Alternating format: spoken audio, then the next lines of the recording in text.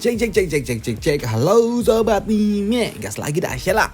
Dan seperti biasa, yang mau bantuin bayar cicilan laptop bisa banget baca di deskripsi. Dan yang lainnya juga tolong dibantu like dan juga komen aja. Dan ini masih translate Cina, dan jika salah translate tolong dimaklumi aja. Kritik dan saran tolong tulis di komentar. Yang menanyakan durasi di skip aja. Waduh, karena durasi tergantung translate udah sampai mana. Yaudah yuk kita gaskan dulu dah Shelangnya. Langsung aja kita gaskan. Mereview sedikit dari part sebelumnya. Saat ini Kaisar yang telah pergi menuju wilayah selatan untuk melakukan sebuah pertandingan dengan Kekaisaran Wu membuat kini pemerintahan dipimpin oleh putra mahkota. Dan di sini putra mahkota dia pun langsung mengadakan sebuah pertemuan dengan para penasehat Kaisar, dan dia memimpin dan juga bertanya kepada mereka semua apakah ada sebuah keluhan, dan jika ada sebuah keluhan maka sampaikanlah sekarang juga, ucap dari putra mahkota. Mengingat saat ini dia akan memimpin sementara waktu sebagai Kaisar pengganti selama Kaisar yang asli sedang pergi keluar kota. Waduh. Dan untuk keluhan pertama kini muncul datang dari Zhang Choi, di mana Zhang Choi dia pun mengajukan sebuah keberatan yang membuat putra mahkota dia pun meminta kepada Zhang Choi untuk dapat menjelaskannya. Dan di sini Zhang Choi dia pun mengatakan kalau saat ini terdapat seseorang yang telah bertindak sesuka hati mereka, dan itu adalah keponakan dari Sunan.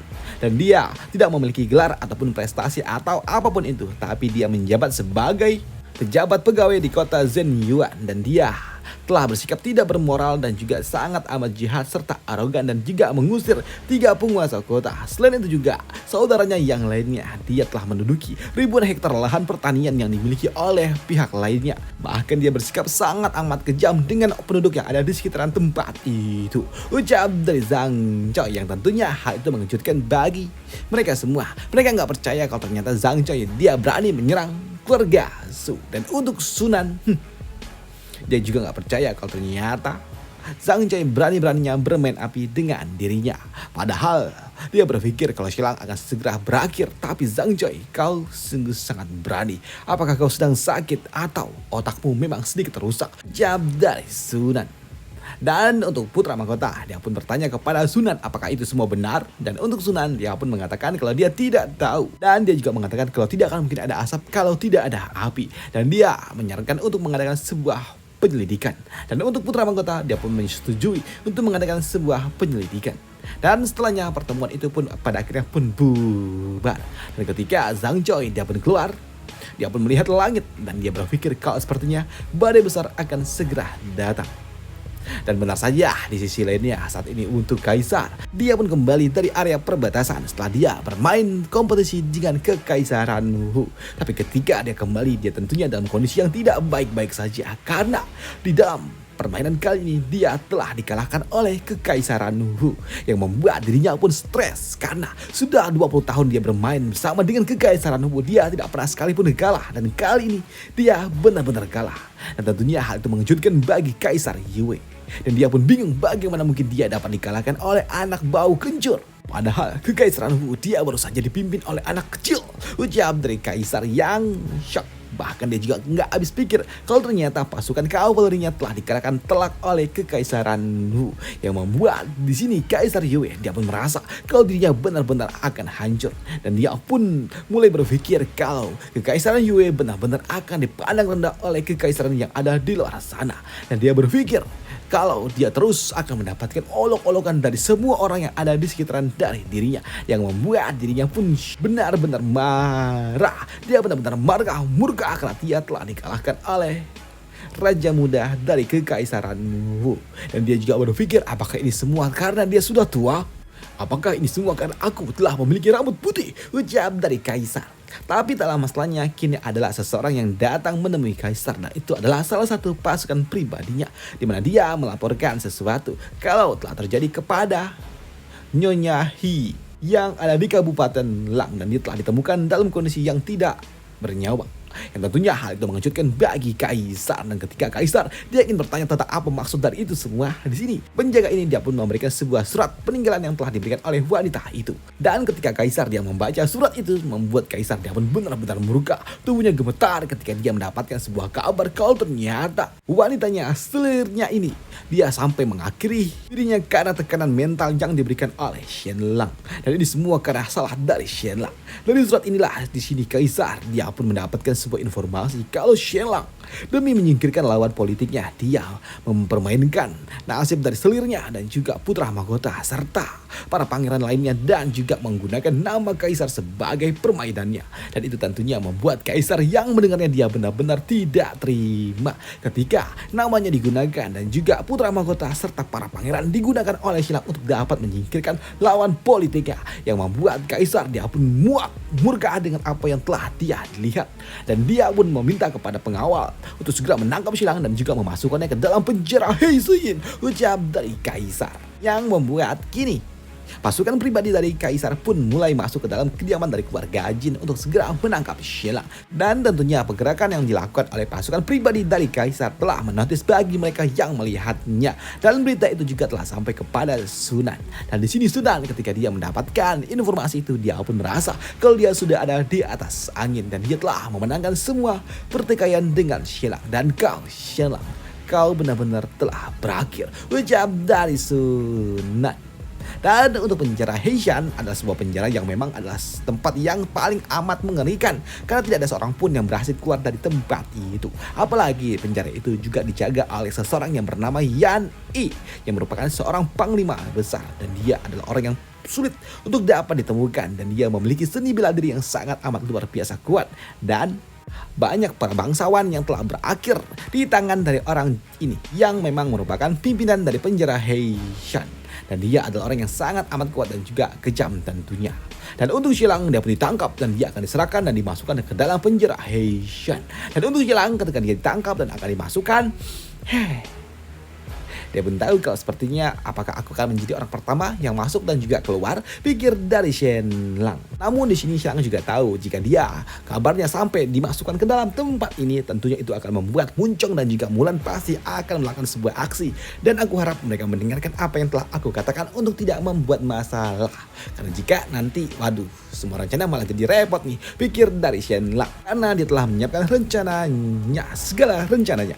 Namun ketika Shenlang akan dimasukkan ke dalam penjara, di sini dia pun sempat terhenti sejenak ketika bibir penjara pun melihat siapa yang datang, dan dia mengatakan kalau Shenlang hanyalah seekor guguk putih kecil yang memang nggak berbahaya, ucap dari penjaga. Karena memang sebenarnya di penjara ini mereka menggunakan istilah-istilah nama-nama hewan untuk dapat mendeskripsikan para tahanan.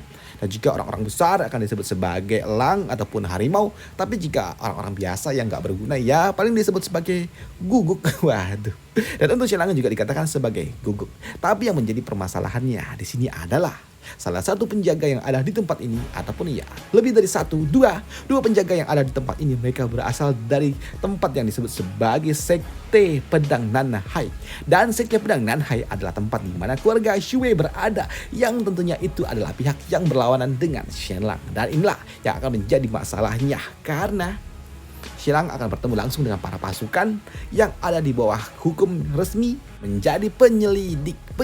Waduh, dan tentunya ini akan sangat amat merepotkan bagi Shenlang, karena mereka mendapatkan sebuah informasi dan juga misi untuk menggali semua informasi dari Shenlang. Dan tentunya Shenlang dia pun tahu, waduh, ini bahaya nih jika aku sampai masuk. Wah, dia akan mendapatkan sebuah hukuman dan juga interogasi yang sangat amat perih. Dan itu membuat Shenlang dia nggak mau masuk ke dalam penjara ini. Wah, ini repot nih, pikir dari Shenlang. Tapi beruntung di sini ketika Shenlang dia mencoba untuk berpikir bagaimana caranya dia bisa dapat lolos untuk sementara waktu. Di sini kapten penjaga dia pun mengatakan untuk tunggu sejenak sebelum dia memasukkan Shenlang. Karena mungkin saja guguk kecil ini dia tidak memiliki sebuah syarat. Dia tidak memenuhi syarat untuk memasuki tempat suci ini, ucap dari orang ini yang membuat Shenlang, dia dapat sedikit bernafas lega. Untung saja, dan aku harap Kaisar, kau cepatlah bertindak, ucap dari Shenlang. Karena benar saja di sisi lainnya saat ini Kaisar, ia mencoba untuk dapat bertukar pikiran dengan Kasim tua ini. Dimana Kaisar pun mengatakan kalau Shenlang hanyalah seorang menantu dari seorang bangsawan. Dan dia berani-beraninya bersikap seperti itu. Karena dia ingin menyingkirkan lawan politiknya yang memang hanyalah seorang pejabat kecil. Tapi dia berani-beraninya menyingkirkan selir kesayanganku dan juga mengutuk pangeran serta menggunakan namaku untuk dapat menyingkirkan lawan politiknya, ucap dari Kaisar. Tapi di sini untuk Kasim, dia pun mengatakan kalau ini semua terlalu kebetulan. Dan hal itu pun memang dipikirkan juga oleh Kaisar. Dan itu membuat Kaisar dia pun bertanya, apakah kau ingin membela Xilang? Tidak, sambut dari Kasim tua itu. Di sini Kaisar juga mengatakan kalau Xilang adalah orang yang sangat amat kejam, gila dan juga berbakat serta jenius. Dan dia bisa menulis sebuah puisi sesuka hatinya. Dan itu membuktikan kalau dia sungguh sangat cerdas. Dan dia ingin menyingkirkan lawan politiknya dan dia menggunakan namaku. Dan dia adalah orang yang sangat amat licik. Dia merencanakan segalanya dengan sangat jelas dan juga mengerikan. Dia memiliki bakat, motivasi dan juga kemampuan. Dan ini semua pasti dialah yang melakukannya. Dan hanya dialah yang dapat melakukannya, ucap dari Kaisar. Dan hal itu pun tidak dibantah oleh Kasim tua ini. Kasim tua ini dia hanya mengatakan kalau dia nggak peduli kalau Xilang akan dihukum ataupun tidak. Tapi aku tidak ingin kalau Kaisar kau digunakan oleh orang lain untuk menyingkirkan seseorang, ucap dari Kasim tua ini yang membuat Kaisar dia pun berpikir ulang dengan apa yang sebelumnya telah dia berikan. Dekret yang sebelumnya telah dia berikan. Dan itu membuat Kaisar dia pun tahu kalau Xilang dimasukkan ke dalam penjara Heishu, membuat dirinya sadar betul kalau tidak ada seorang pun yang pernah keluar dari tempat itu. Dan jika mereka masuk ke dalam tempat itu, maka hampir dapat dipastikan kalau seluruh anggota keluarganya juga akan disingkirkan. Dan jika Xilang yang dimasukkan ke dalam tempat itu, lantas apa pandangan dari dunia luar? Kaisar menyingkirkan lawannya.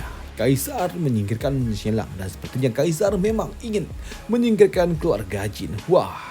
Ini adalah sebuah sinyal bahaya yang mungkin saja akan memaksa Jin Zhao untuk dapat memberontak, ucap dari Kaisar. Yang membuat kini Kaisar dia pun ingin membuka dan juga mengeluarkan sebuah dekret baru di mana dia akan mengangkat Muncong sebagai bangsawan yang memiliki gelar Juren. Sedangkan untuk Xilang dia tidak jadi dimasukkan ke dalam penjara Heishan, tapi dia akan dimasukkan ke dalam kuil Dalil. Tapi di sini Kaisar juga meminta kepada orang yang berasal dari penjara Heishan untuk segera pergi menyelidiki Xilang di kuil Dalil, ucap dari Kaisar. Dan benar saja dekret itu pun kembali muncul dan langsung dapat didengar oleh Shenlang, yang membuat Xilang mendapatkan sedikit bernafas lega kalau dia nggak jadi dimasukkan ke dalam penjara ini. Karena dia juga tahu kalau dia masuk, dia nggak akan bisa keluar lagi. Waduh. Sedangkan di sisi lainnya, kabar dari Xilang yang telah ditangkap oleh pasukan penjaga pribadi milik Kaisar tentunya membuat Lu Bing dia jadi stres dong ketika dia mendapatkan kabar Xilang akan ditangkap. Bahkan saat ini Lu Bing dia ingin memberontak. Waduh. Dan di sini tiba-tiba aja mereka juga ternotis ketika mereka mendapatkan sebuah kunjungan dari seorang Kasim yang memberikan sebuah gelar dekret kepada Muncong kalau Muncong akan diangkat menjadi Juren. Tapi untuk Muncong, setelah Kasim itu pergi, dia nggak peduli dengan itu semua. Dan dia kini meminta kepada pasukan keluarga Jin untuk segera melaporkan kepada bapaknya tentang apa yang telah terjadi kepada Shenlang. Dan jika saja terjadi sesuatu kepada Shenlang, maka keluarga Jin akan memberontak, ucap dari Muncong. Dan di sini Muncong dia pun tahu kalau sebelumnya dia telah mendapatkan informasi dari Shenlang kalau dia tidak boleh melakukan apapun, tapi dia nggak peduli dengan itu semua. Maafkan aku Shenlang. Kau mengatakan kepadaku untuk tidak melakukan apapun, tapi aku tidak bisa menahan diri, ucap dari Muncong yang akan memberikan sebuah informasi kepada bapaknya kalau Xilang telah tertangkap. Dan jika Xilang dihukum, maka keluarga Jin harus memberontak. Sedangkan di sisi lainnya saat ini untuk Putri Ningyan, saat ini dia sedang uring-uringan setelah dia dicocol oleh Shenlang. Tapi di sini dia pun juga cukup kaget ketika seorang pelayan datang melaporkan kalau saat ini Xilang telah ditangkap dan akan dimasukkan ke dalam penjara Heishan. Yang tentunya hal itu membuat Putri Ningyan dia pun kaget dong, dan dia langsung memimpin pasukannya untuk segera membobol penjara itu untuk dapat menyelamatkan Shenlang. Pun ketika dia akan pergi di sini dia pun dihentikan oleh Mengze, di mana Mengze dia pun bertanya mau kemana. Dan untuk Ningyan dia mengatakan kalau dia akan menyelamatkan Shenlang di penjara Heishan dan dia akan membobolnya.